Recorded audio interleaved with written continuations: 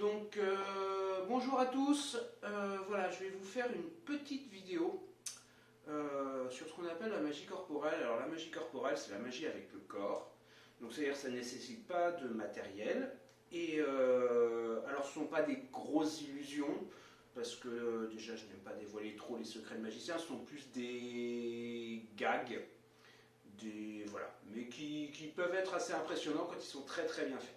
Alors là, pour vous illustrer la magie corporelle, c'est peut-être le premier tour que vous avez appris, donc un doigt dans chaque main, tac, tac, tac. Je ne vous l'expliquerai pas, je pense que ce n'est pas nécessaire. Donc je vais commencer par un qui est très en vogue en ce moment. Donc par contre, ça ne marche que de face.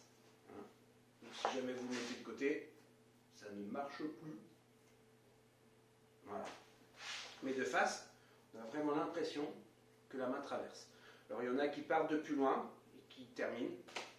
Après, une petite idée de présentation que je peux vous donner, c'est de porter une bague sur la main qui est immobile. Et voilà, je le refais. Alors comment ça marche ? Je vais essayer de vous montrer donc de profil.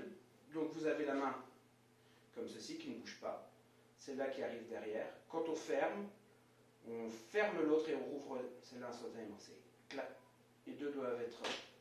Donc on peut. Et de face, ça donne ça.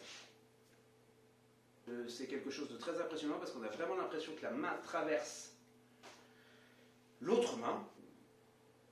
Autre illusion, autre gag. C'est celle-ci. Je vous montre, c'est assez simple. On prend le bout sur le crayon comme ça, hein, et je tire. Voilà. Donc, comment ça marche? On met un trait devant, on commence à tirer, on vient chercher ici la main et vient le dé, et à ce moment-là, on change les pouces. Et en fait, le pouce, comme ça. C'est-à-dire que là, c'est mon premier pouce, on met le deuxième, là c'est le deux, j'enlève le premier, puis je tire. Et ensuite, je reviens, et je renverse les pouces. Le dernier que je voulais vous présenter, il est assez connu. Alors, beaucoup vous le connaissez sous cette forme-là, avec le pouce qu'on démembre, comme ça. Moi, je vous conseille, je préfère le faire avec l'index.